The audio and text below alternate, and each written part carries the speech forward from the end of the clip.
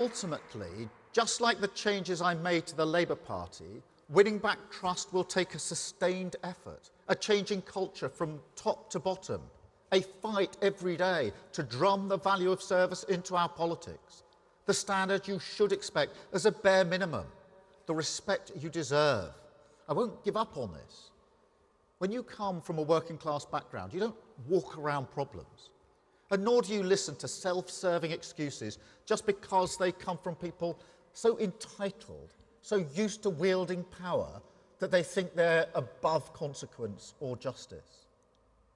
No, I've dragged this Labour Party back to service, and I will do exactly the same to politics.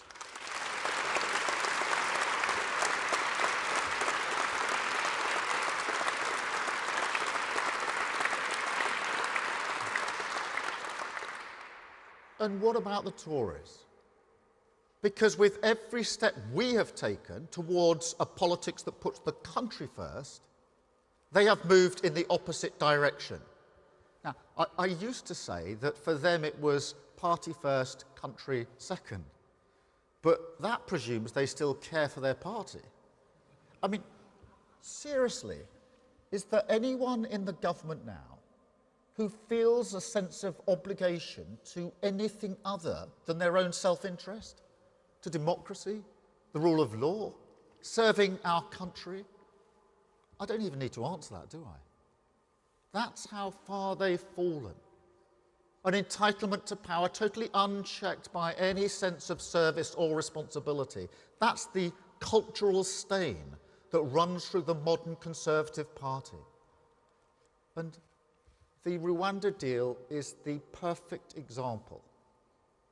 A policy that they knew would never work. And yet the charade continues. £290 million of taxpayers' money, your money, spent on an exercise, and a failed one at that, in Conservative Party management. And of course, not a single person has been sent. And even if we did send people, we would pay for their hotels and upkeep, and we'd have to resettle refugees from Rwanda in exchange. That's the deal that they are voting on today.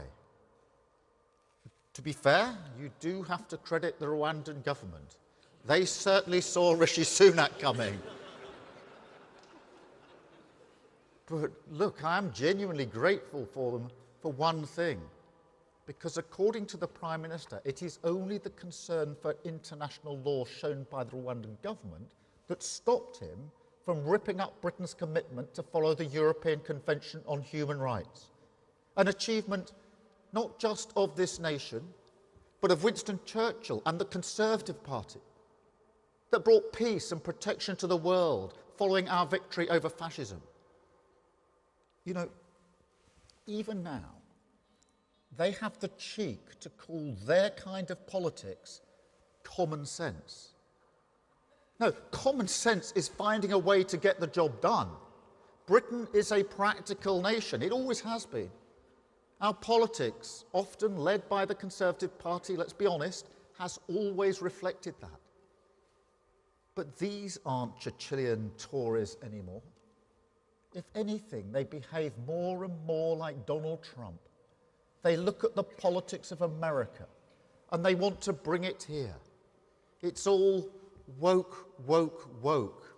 Wedge, wedge, wedge. Divide, divide, divide. People can't afford Christmas. If they call an ambulance this winter, they don't know if it will come. 6,000 crimes go unpunished every day. Common sense is rolling your sleeves up and solving these problems practically, not indulging in some kind of political performance art. And this goes for stopping the boats as well.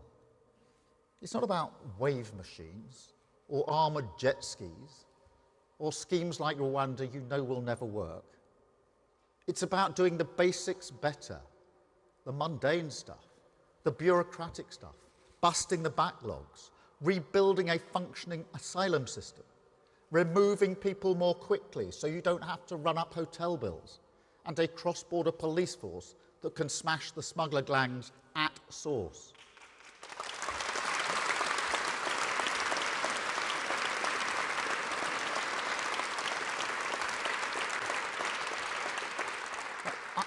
I've done this before as Director of Public Prosecutions. When we took on the terrorists and the people smugglers, I know it can work, and we can do the same here. Stopping the boats means stopping the gimmicks.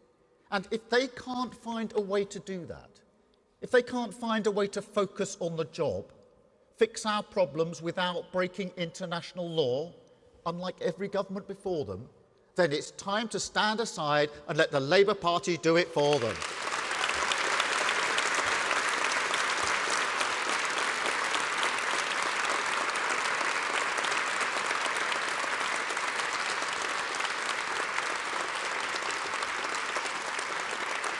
And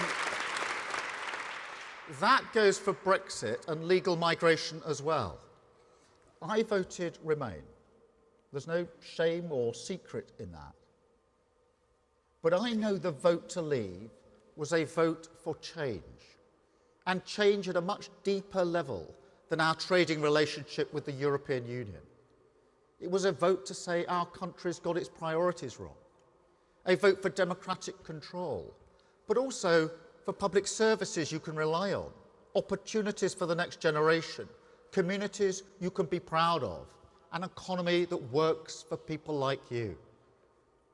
And this is what the Tories fail to understand about it. Yes, Brexit was a vote for lower immigration. Of course it was. But it was also a vote for that idea that we need to renew, that hard work should be rewarded with a wage people can live on. And for the Tories, that's the rub. 7 years they've had to make Brexit work. But every time they run up against a choice between raising skills and working conditions or issuing more visas, they choose the higher migration option. And it's not an accident. It's who they are. They're not interested in earning your vote. They feel entitled to it. They think economic strength comes from driving down the terms and conditions of the British people. And they won't change. 5 prime ministers. They've all believed it. So if you voted for Brexit 7 years ago, if you voted for the Conservatives 4 years ago, and you're still waiting for the change you demanded, if you believe working people deserve a new foundation of security, with rising home ownership driven by a reformed planning system, a new national wealth fund investing in the jobs of the future, cleaner bills guaranteed by clean British energy, and technical excellence colleges training our kids in the skills we need, if you think work should pay fairly, that practices like zero-hour contracts and fire or rehire should be scrapped, and that we need a solution for sectors like care that isn't just exploiting immigrants on low pay, if, in short, you want lower migration and higher wages, or even if you just want a government committed to economic stability, the rule of law, good public services, restoring Britain's standing, making family life more secure, and putting the country first, then I say again, this is what a changed Labour Party will deliver. You won't get it from a Tory 5th term. Only a change of government can bring change to our country.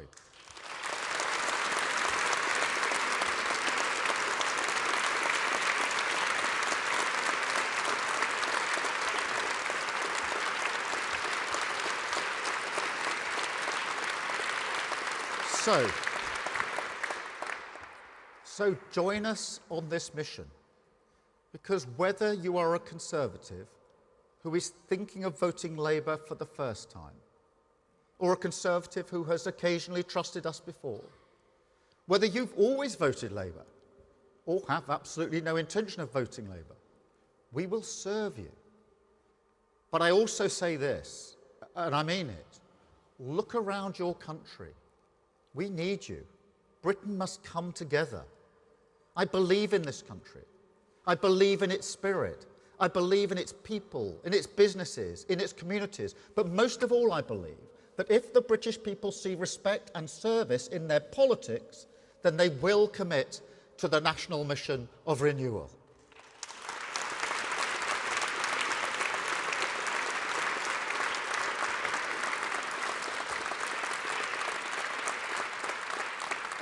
So if we are privileged enough to win the next election, if we earn your trust, we will set the direction, we will give Britain hope, we'll walk together towards national renewal with a new mission to get Britain building again, take back our streets, switch on great British energy, get the NHS back on its feet and tear down the barriers to opportunity.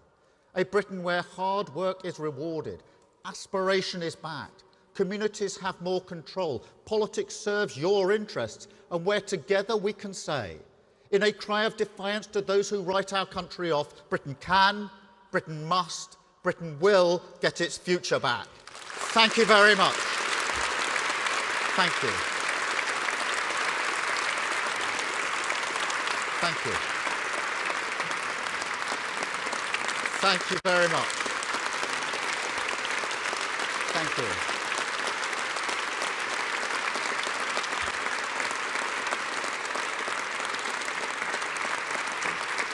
Thank you all very much.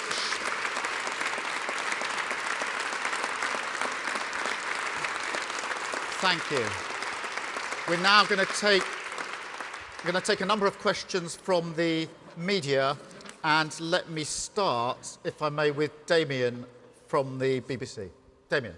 Sir Keir, yes, Damien Grammaticus from BBC. Your speech has been all about vision and values. We have a debate and a vote today in Parliament about the Rwanda policy. Can I ask you just to give us some real clarity on that, please? Is your opposition to it practical? You were saying in your speech it's not going to work, it's going to be a waste of money. Or is it based on values and your moral vision? This bill will mean that people who come here without authorization, seeking asylum, victims of torture, people fleeing persecution and the like, will in all likelihood be sent to Rwanda and have their claims there. In your vision you were laying out, in the Labour-led Britain you want to lead, should those people be having their claims heard here and given sanctuary in the UK if they're found to have merit? We will oppose the scheme this evening for a number of reasons. It won't work. It'll cost a fortune, £290 million already without a single person having gone, and it's against our values. That does not mean that we don't recognise the challenge that there is with people crossing in small boats across the channel. We have to stop that. We have a duty to stop that. But stopping that means not gimmicks, but rolling our sleeves up with a practical plan that will actually work. For me, that's three parts. The first is smashing the gangs, the criminal gangs, that are running this vile trade in the first place. People aren't just arriving at the north coast of France of their own volition. There are criminal gangs that are driving this, and we have to smash them. And as Chief Prosecutor for England and Wales, I've done this before with terrorist gangs, with people smugglers. It can be done. That stops people arriving in the first place, making that dangerous journey. Secondly, we've got to process the claims. It's astonishing that 1% of those who arrived by small boat in the last year or so have actually had their claims processed.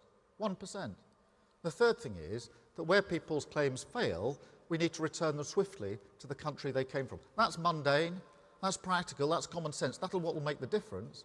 The gimmick that is going on in Westminster today isn't going to make the difference. And never forget that when the last legislation was proposed, they said, this is the silver bullet, this will make the difference, and then it was cast down as unlawful just a few months ago. So we will not be voting for it this afternoon. Thank you, Damien. I've got Tamara from Sky. Sir Keir, Tamara Cohen from Sky News. You keep telling us your party has changed fundamentally, had a complete overhaul. But voters might like to know at what point under Jeremy Corbyn's leadership did you realise your party was on the wrong track? And do you regret staying in his shadow cabinet until the bitter end? And may I also ask on illegal migration, you've set out a different approach from the government's. Do you believe that approach will actually stop the boats, or do you think politicians shouldn't make promises of that nature? Tamara, thanks for being the first in to get two questions out of one. Just on the journey of the Labour Party, look, I think it is important to remember that I didn't vote for Jeremy Corbyn to be leader of our party in 2015 or 2016. In fact, of course, I resigned in 2016. I did consider that when, as a country, we were grappling with Brexit, that I had a responsibility to be an effective person on the front bench for my party and for the official opposition, along with others who were on the back benches making the argument as well. This was a huge issue for our country. But we did lose our way. We lost our way into that 2019 election 4 years ago today. And when you lose an election that badly, you don't look at the electorate and say, what on earth were you thinking? You change your party. And evidence of how far we've changed our party is that Jeremy Corbyn won't even stand as a candidate, a Labour candidate, at the next general election. And that's the size of the change we brought about in our party. And that's why I say the Labour Party now is unrecognisable from the Labour Party that was put before the electorate exactly 4 years ago today. On the second question, look, we do all want to stop the boats. I don't want anybody making that journey across the Channel. It's a treacherous journey. It is evidence of the government losing control of our borders. But what I've focused on is what are the practical ways in which you can actually achieve that, not what's a gimmick that furthers the cause of some within the Conservative Party to have a fight with their own party, because that's what's going on.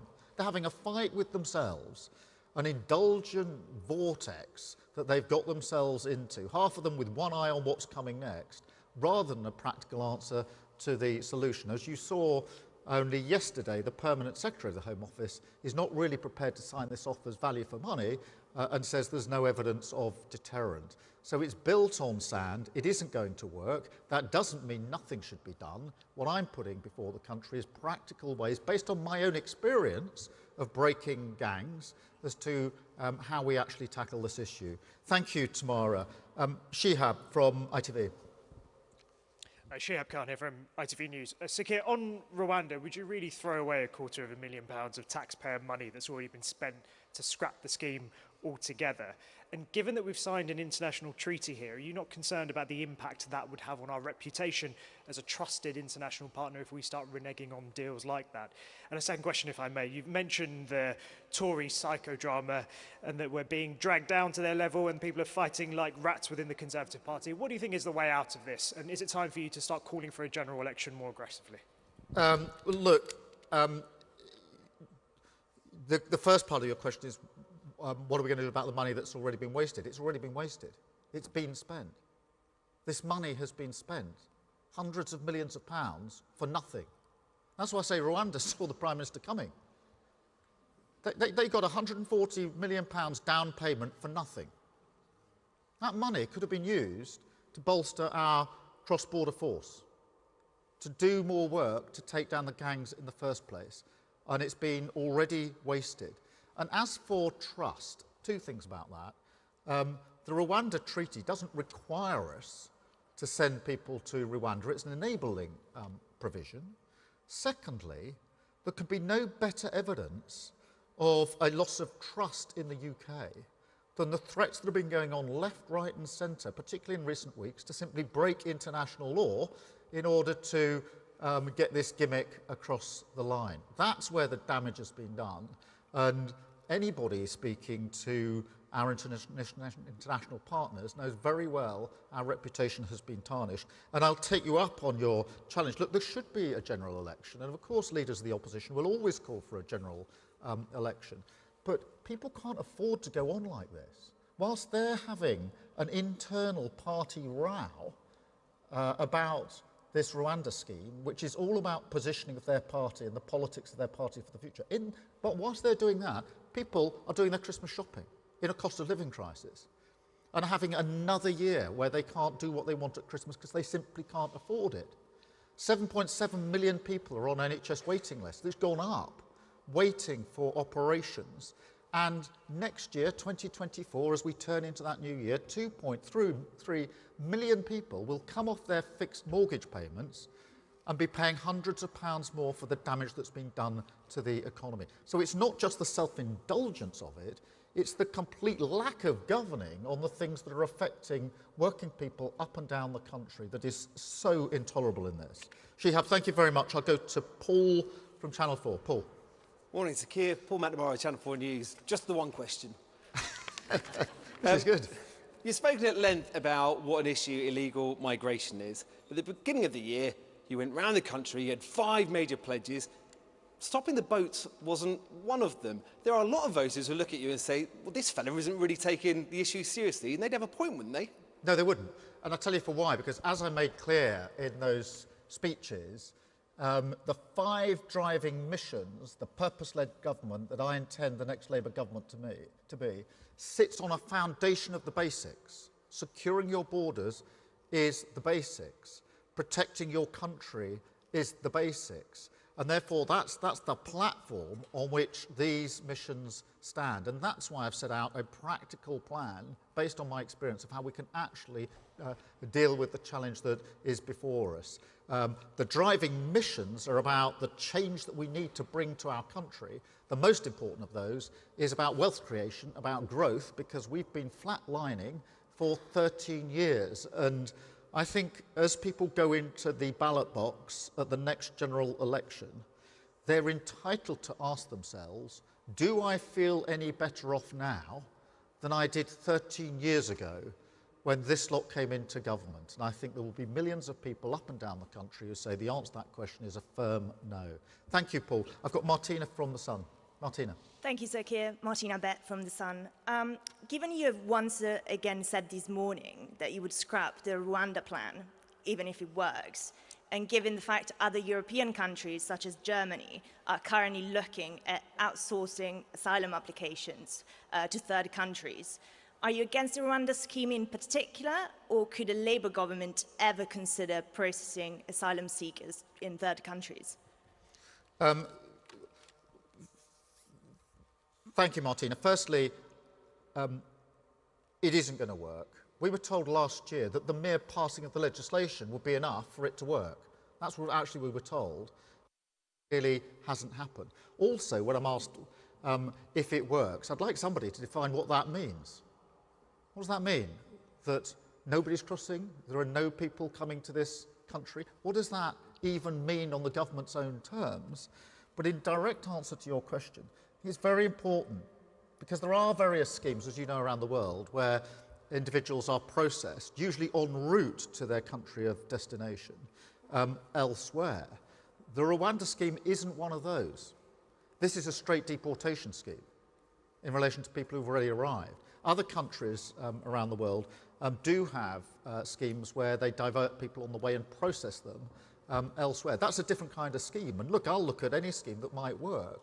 I'm actually pretty clear in my own mind that unless and until we're more serious about smashing the gangs, trying to deal it at the other end of the problem, when people are already here, is looking at it through the wrong wrong end of the telescope. You know, what we've got at the moment is a government that's lost control of the borders, thousands and thousands of people coming here, and they're saying we might just, very expensively, send 100 people to Rwanda. That's what the Court of Appeal said the capacity is. I think that's just looking at it from the wrong end of the telescope.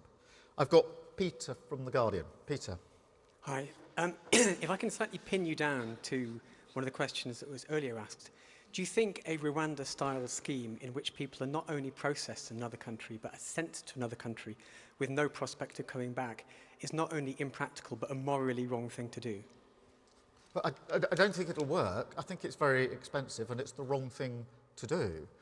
It's also looking at the problem at the wrong end, because the question is, how are you going to deal with the trade in people across the world? I would just say one other thing, Peter, because there's been a lot of discussion today about COP28. If we're serious about dealing with this issue, this problem, we've got to recognise that we've got a responsibility to do something about the things that are driving people across borders in the first place. One of the biggest drivers is, and is increasingly going to be, climate change. We have an obligation to ensure that we do everything we can, leading on the world stage, to meet our obligations, not just to save our planet, but to save millions of people from journeys they might not otherwise make. And I was very struck by the absence of the Prime Minister last week at COP28. He breezed in the morning, breezed out a few hours later and was hardly noticed. that isn't the leadership we need on that issue, which is not removed from the discussion that we're having today. Can I have Sophie from the Mirror? Hi, Sophie Huskisson from the Mirror. Hi, Sophie. So not a single graduate of the Bernie Grant Leadership Programme, Labour's scheme for developing minority ethnic talent, has been selected to stand as an MP. Can I ask you, Sir Keir, how you can ensure you represent the whole country if you fail to have enough diversity in your top ranks? Do you agree that Labour needs to do more on this? And if I can ask a quick question, I know that you won't know the details on this, but we've just had some breaking news that an asylum seeker has died on Bibi Stockholm. I just wondered if we could perhaps get your response, if you can at all, especially around the moral questions on the Tory migration plans. Yeah, let me deal with both parts of those. Firstly, in relation to representation in the Labour Party, yes, there's always more that we need to do. I want a Labour Party that is diverse, that represents the communities we seek to serve, and there's always more that we need to do. The Bernie Grant scheme is a very, very good scheme. I am pleased that there's really good diversity in the new candidates that we're selecting for the next general election. Obviously, we're not through that yet. But do we want to step up to that challenge? We absolutely do want to step up to that challenge, and that's why we're putting so much effort into the recruitment of the candidates into that general election. On your second point, I'm afraid I just simply haven't seen this breaking news, so I don't know the details of it, but obviously, first and foremost, my heart goes out to the family and friends of an individual who may have, or has lost their life. I don't know the circumstances, so I'll try and give a fuller answer when I do, but my human instinct is, of course, to, with the individual who's lost his or her life and the family and friends of that individual who will be absolutely grieving just as we speak. Kamal at the Daily Mail, if I may. Kamal Jaffer, Daily Mail.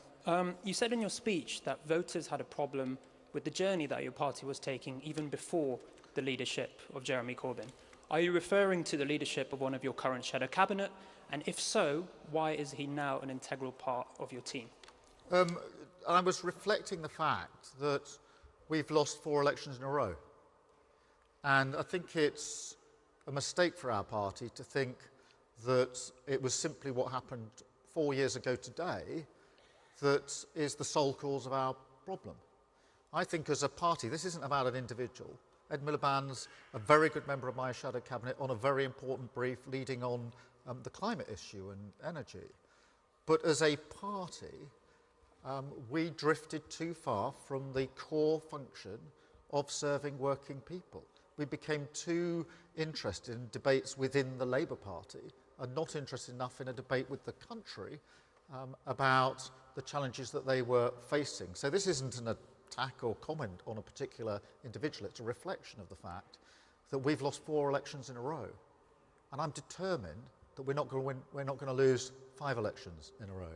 Thank you very much. I've got Jerry from the Times.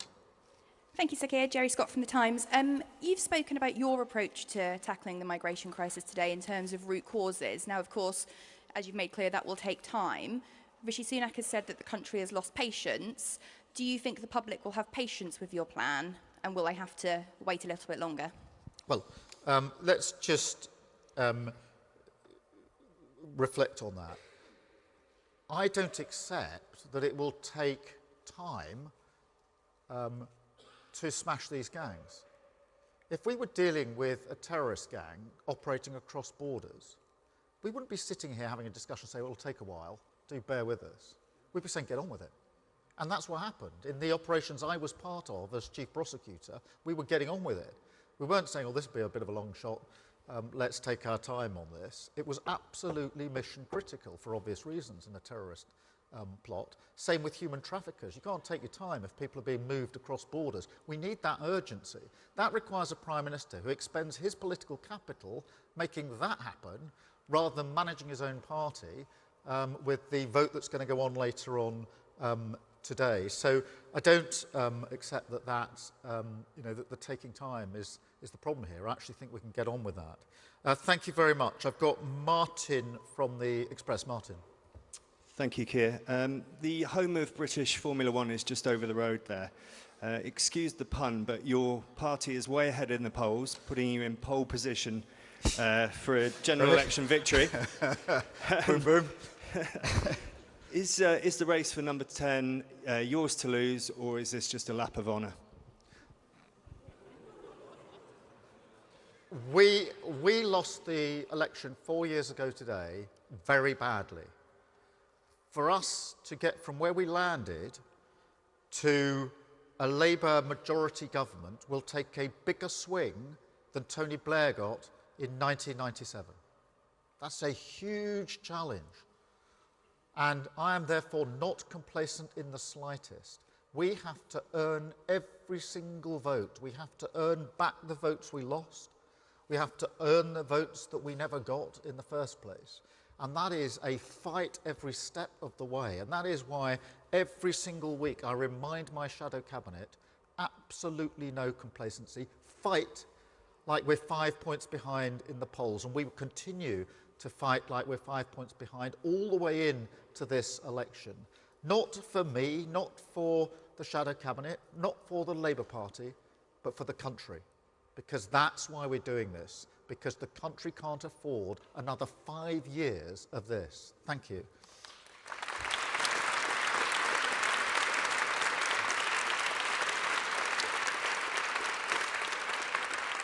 And I've got Nick, I think, from the Telegraph. Nick. Thank you, Sir Keir. If the Rwanda legislation passes, how quickly would you commit to repealing that? And are you saying that whilst you were repealing it, not a single person would be sent to Rwanda under a Labour government? And can I quickly follow up on Shihab's question? If Rishi Sunak loses the vote tonight, should he call an immediate election?